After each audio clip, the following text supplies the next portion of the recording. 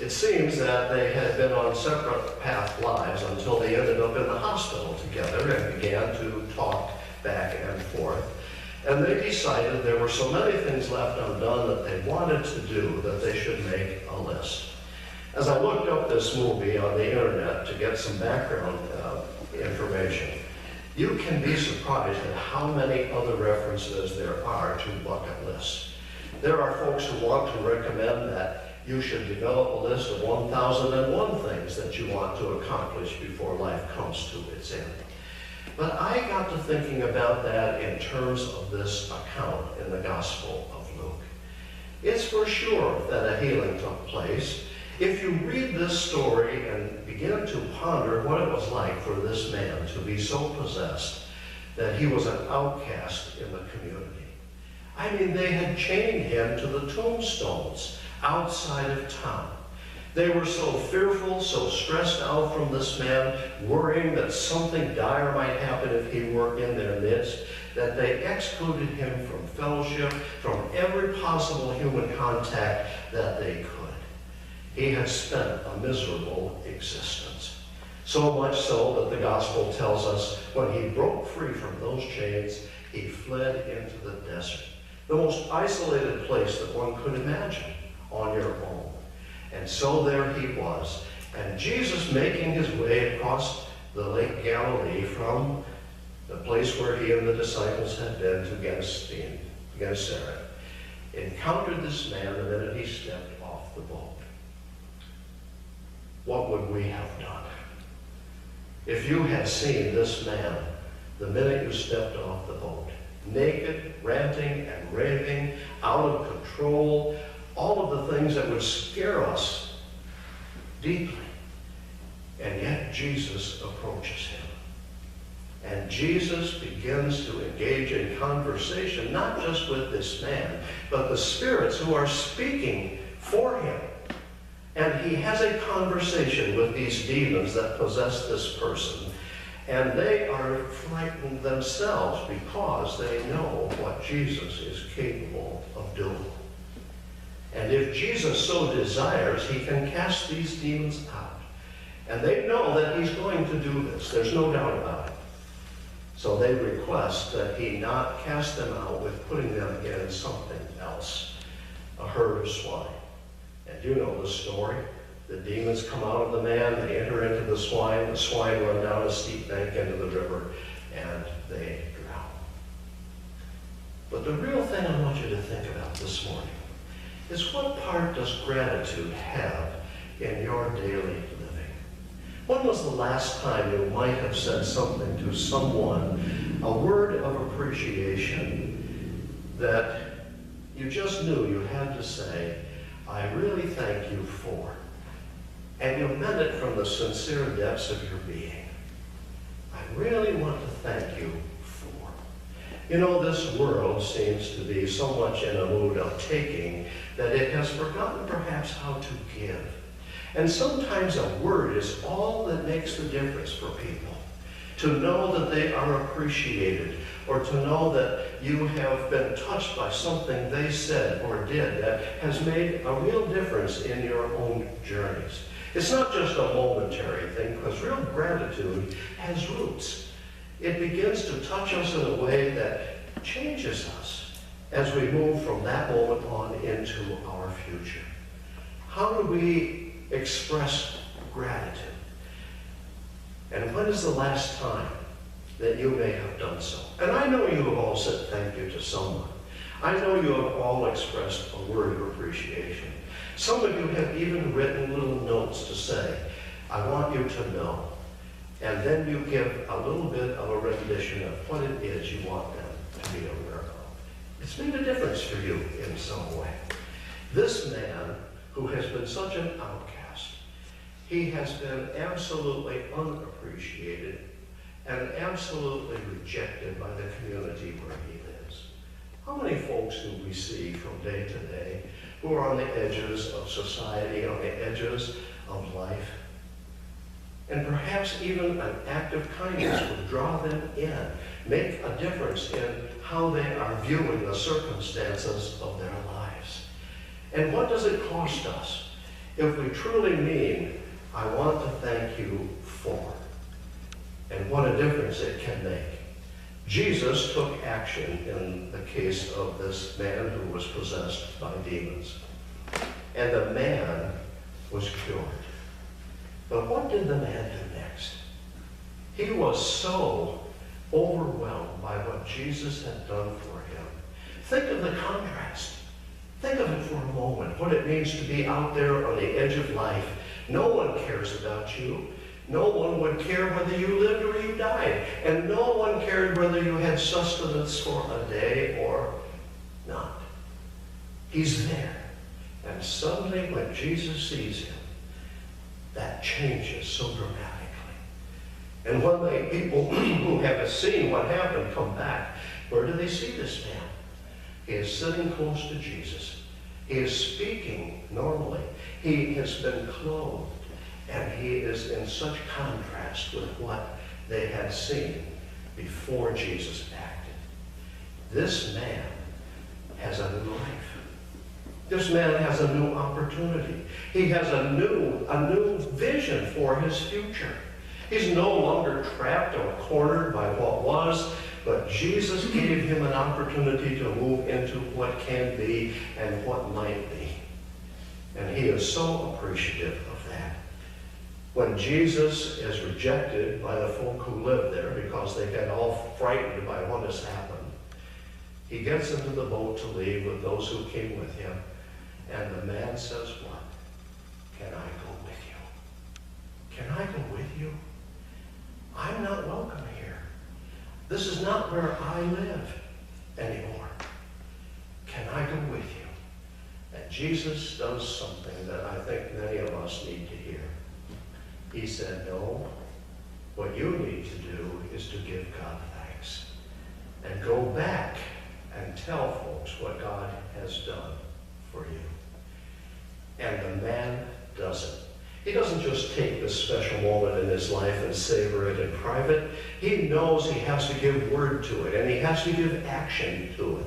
And that's what true gratitude is. It both involves what we say and what we do. And this man certainly understood that, because when Jesus and those folk who were with him went back across the lake, he could not wait to express his true gratitude. You know, friends, when Christ touches our lives and heals us in whatever way that may be, and healing comes to us in a whole variety of circumstances, and opportunities are before us all the time for new life. But when Jesus touches our lives with healing, how do we respond? Sure, we follow Jesus, but that's not the last word. We believe that Christ has made a difference for us, but then what do we do? How many times do we find ourselves giving word to what Christ has done in our journeys? That's why I have a bucket up here this morning, and you may feel free to put anything in it or nothing in it. But what I really want us all to begin to think about is, how deep is our soul in terms of gratitude and thankfulness? You know, it's so easy just to repeat the patterns of every day without stopping long enough to think about persons who have made a difference for us. You know, I went on the internet not long ago looking up the name Alvern Kinraid.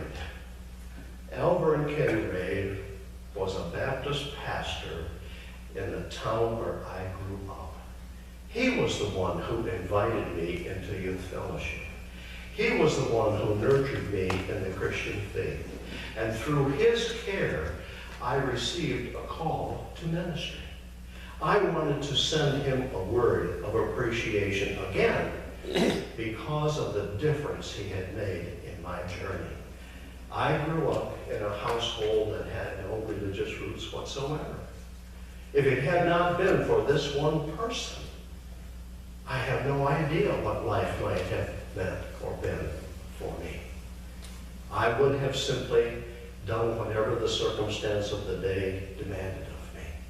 But because this man, who was rooted and grounded in Jesus Christ, saw something in the young people he worked with, not just myself, but those church people, those kids, I received a call to ministry. And it was as clear can be. And I have been a pastor over 50 years now. And I have been proclaiming this word to hundreds of people over those 50 years. But the gratitude I feel is that Christ was at work in Al-Kinraid. And Christ spoke to me through this person. And I have told him so time and time again. I had no resources. I didn't have any money at all. Al moved to a new community where there was a college and invited me to stay with he and his wife. And I had a room there. Every day I walked to campus and back and went to work at the restaurant and back. But it was that room that made the difference for me because it helped me to afford a college education. You know, I bet anything this morning that if we had the time to survey this congregation, you could lift up a name of a person who has made a significant difference in your own journeys. And I would like to think that at the same time, each one of us could give the account of what Christ has done in our own journeys. The public proclamation of the good news is something we don't hear much anymore. People say, well, there are things you can't talk about in this world. Politics and religion are the two most important. Where did we lose our voice? Why did we step back from the thing that's the most central to our existence? Why are we not proclaiming with great joy and gladness that Christ has in fact touched our lives through another person or through a circumstance where we have become aware that Christ is at work on our behalf? Where did we lose our voice? This man in the gospel account in Luke found his voice. And he was not reluctant. He was not embarrassed. He was actually filled with the promise that he had been given. And he went about the community and the countryside proclaiming the grace and the love of God that he had seen through Jesus Christ. Friends, gratitude is often person to person, but it also needs to be person to Lord. Thank God. Thank God. When do we do that? And how do we do that? The world needs to know. This man went into his world proclaiming good news. We have opportunities time and time again to express gratitude for what God has done to us and through us and for us. So may we find our voice. May we not be silent. No matter if the world doesn't want to listen. All we have to say is, I am a believer in Jesus Christ. God has loved me. God has lifted me up. And I can move into a new future because that love is eternal. It's a simple message, friends, but we need to proclaim it loud and clear for a world that is broken.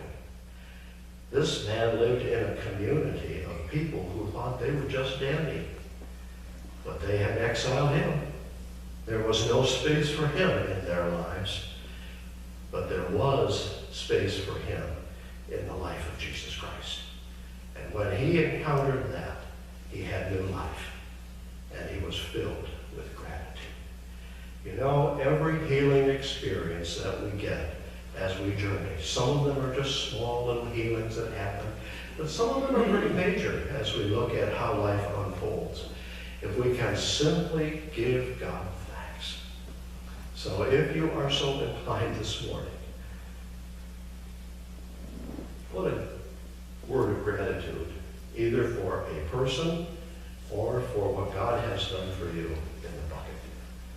I'm going to put those not by name, but I'm going to put them in the next newsletter. I want you to know that we have the body of Christ thankful that God loves us and that God is with us and that God restores us time and time and time again. Let us pray.